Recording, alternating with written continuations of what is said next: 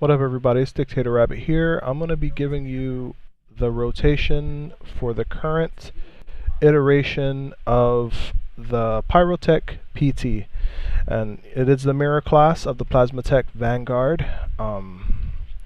So, first things first, I run the high alacrity build on all of my DPS, all of them. The only one that it varies for, meaning you want to run the crit version, is a Sork. Those two DPS specs, one runs high alacrity, one runs high crit. The formula for the high alacrity version of gear is going to be 6 enhancements and 5 augments. Now, the left side counts as an enhancement. If people didn't know, if you take away the augment, it will give you the same amount of stat as the current tier of enhancement. So baseline alacrity for this is going to be 231. Okay, so utilities. So utilities, skillful, there's really, you can take this, and sometimes this is good for like fights like Revan, but the rest of this is pretty much garbage. This is good for PvP. I take Brace of Propellant for the range on Flame Burst, and Reflective Armor will always be taken simply because this game all damage is AoE. Okay, not all damage. Most of the damage in the raid tiers in this game is AoE, and close and personal procs. Each time you take AoE damage, it will vent heat and now will reflect damage. It's basically free damage for you just standing next to a target. On fights with a lot of adds, I take Engulfing Flame here, and I replace Flame Sweep with Flame Burst. They are the same heat, so subbing that into the rotation is fine. And with the 25% damage on it, Flame Burst hits. Flame Sweep hits pretty hard. Your massable tier is going to look like this 100% of the time. You want Reflect on your Pyro Shield, it's free damage. You want Rebounders just because it's broken as fuck, just straight up broken. And then here, Hitman. This was the big change. This is what allows players to use Pyro in raid. 30% AoE DR. It's huge. I'm pretty sure all classes have this now, simply because BioWare kind of realized what the raid community has been telling them from the beginning, that all your damage for all your bosses, 80 to 90% of them is AoE damage, and like dimming some of the damage that does is super helpful. Heroic tier, I take Liquid Cooling just because it's awesome, and you're going to be using TSO on your highest heat ability, which is going to be Searing Wave, and this will help you vent some heat when you activate TSO. And then in Legendary tier, I like Overdrive just because I like the Kenyan speed. It really allows you to close a gap on a target very quickly. And in case people didn't know, it is always better to hit your hydraulics and get to a target than waste a GCD on your charge. Very seldom is charge going to be the GCD you want to use unless you need to close the gap right away. The parsing version of this build actually uses Reel and Rattle, which makes your grapple do damage, and it makes your Flame Fist do 20% more damage, but that's not viable in raid. And people who take this in raid, it's just no good, because you have to be at a certain range to use Reel and Rattle, at least 10 meters, which means you have to run away from the target, use this, and then get up to the target and use this. It's just a waste of time. All of the best Pyrotechs that I know never take Reel and Rattle in raid. So that's the changes to the utilities. Hitman, it's godlike. So differences between AP and Pyro. Pyro just does more damage. Bottom line. Pyro does more damage, but this does not mean that AP does not have a place in raiding, because that's not true. In some fights, you would take AP over Pyro, and to be quite honest, you could literally just completely disregard this video and play AP the whole way on every fight and not be wrong. Honestly. But this is just for the people who want to learn the other DPS build for the Pyrotech, and you know, have a little bit of diversity. This spec is a lot more difficult to play, and it will take a lot of practice. So, changes between AP and Pyro. The difference between the two. Besides Pyro doing more damage, AP has a reset on their reflect shield, their Pyro shield, which resets the cooldown. It takes time off of the actual cooldown of the shield when you take damage when close and personal procs. So Pyro doesn't get that, and that's kind of crappy. But if Pyro did get that, then the spec would probably be broken. So what you do get in Pyro is you get 5 seconds off of your sonic missile. That means more rebounders for the raid. That means more free damage. So, rotation. It's not static how it used to be. The difference now is that it's more of a filler priority rotation, same way AP is played.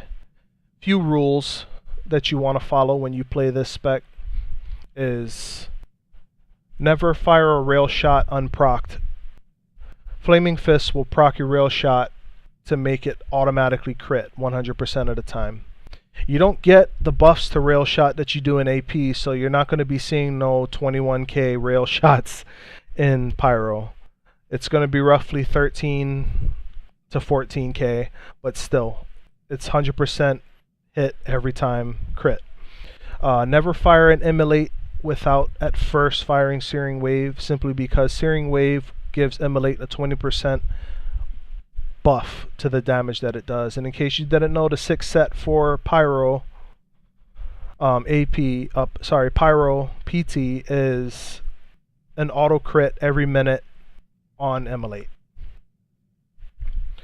These two abilities, if they both crit, you're talking 19 to 21k Searing Wave, which if enemies are in range, and they will also get cleaved with that and spread both of your dots.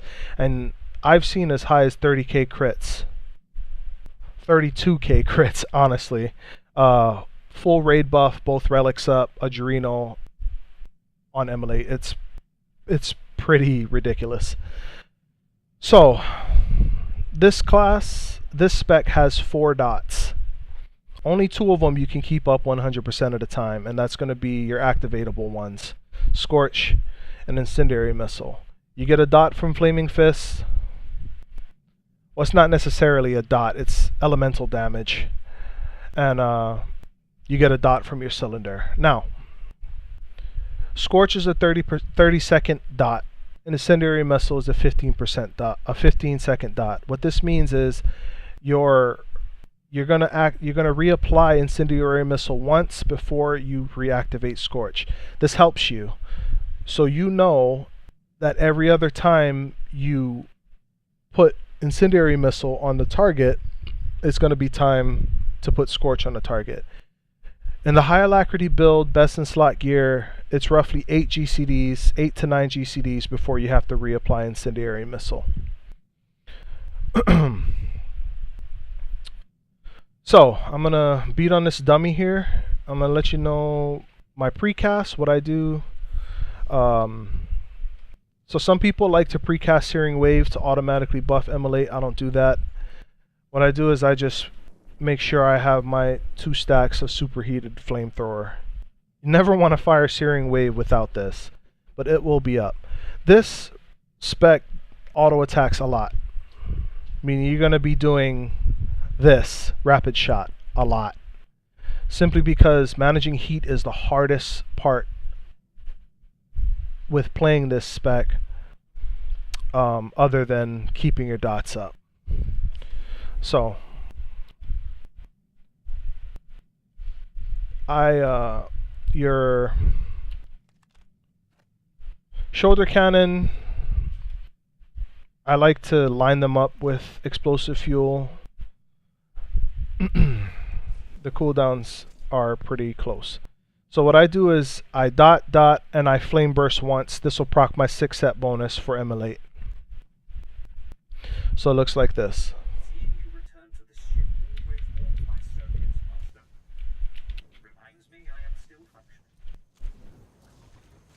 Immolate. Now, I messed up. You want to use TSO on the first Immolate, on the first Searing Wave, because that's your most expensive ability. I messed up twice, actually. I didn't reapply Incendiary Missile.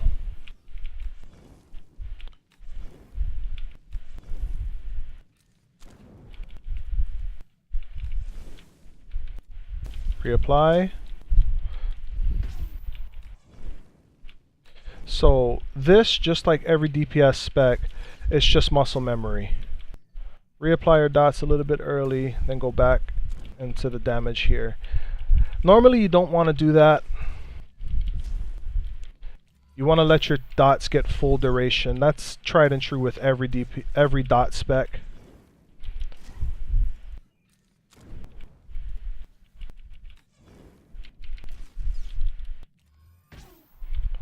Bolt dots now. I'm going to auto attack once here. Flame Fist. Auto attack once.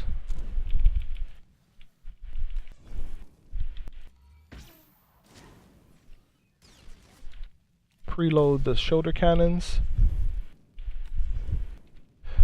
Now what I do is I save my shoulder cannons until explosive fuel is up.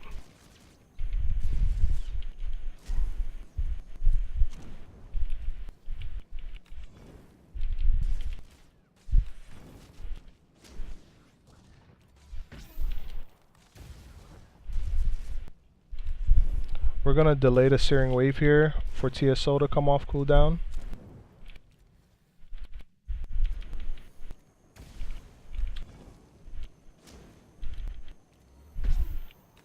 And that's pretty much all it is, guys.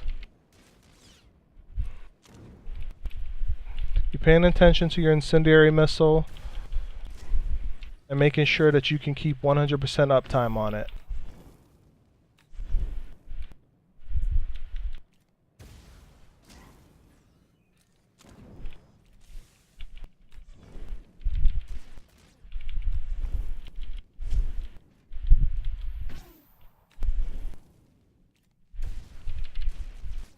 So the best way to look at it is like, it's kind of like playing a IO Merc, where you have a heat ramping phase, and that's when your cooldowns are up.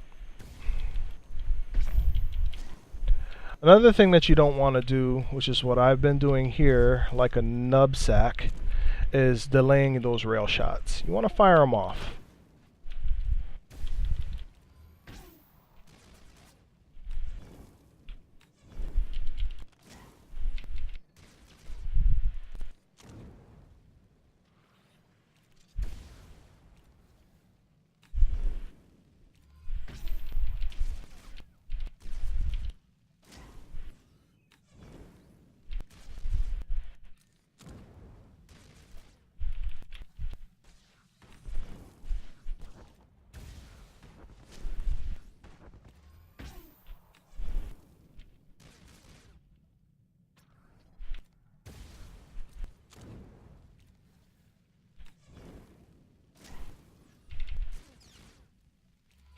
And that's pretty much it. This is all you're doing. I haven't beat on a dummy in a long time, so I'm not doing this to like get a godlike parse. I don't beat on the dummy to get on the parse leaderboards. It's just to practice rotations. And that's pretty much all it is. That's all it is. But if you do care about that sort of thing, keep in mind Pyro PT is parsing the highest. It's the only class that's at 11k, I'm pretty sure. I could be wrong. Not sure, but that's pretty much it. You know, I made a few mistakes there, but hey guys, I'm not the best player in this game, okay? I mean, I know who the best player is, and it's not me. But, you know, I have completed all of the rating tiers in this game as they came out since launch. And this guide is not for me to show you, hey, I'm the best, look at me. No, it's just in case you guys want to learn this spec, that's how you play it. That's all it is. It's keeping mind of these two dots. Flaming Fist on cooldown. Fire off those searing waves at 2 stacks. Fire off Immolate right behind it. If you fire this and then this, they will always be back to back. So what I like to do is searing wave, Immolate, and then follow up with a rail shot. And that's pretty much it. If you guys have any questions, leave them down below. You know, I figure I'd make this because there's really no guide out there teaching anybody how to do this. And you can go take apart parsley logs if you want, but you know, like I said, they use reel and rattle in there. Thank you guys for watching, and I'll see you guys on the next one. Peace.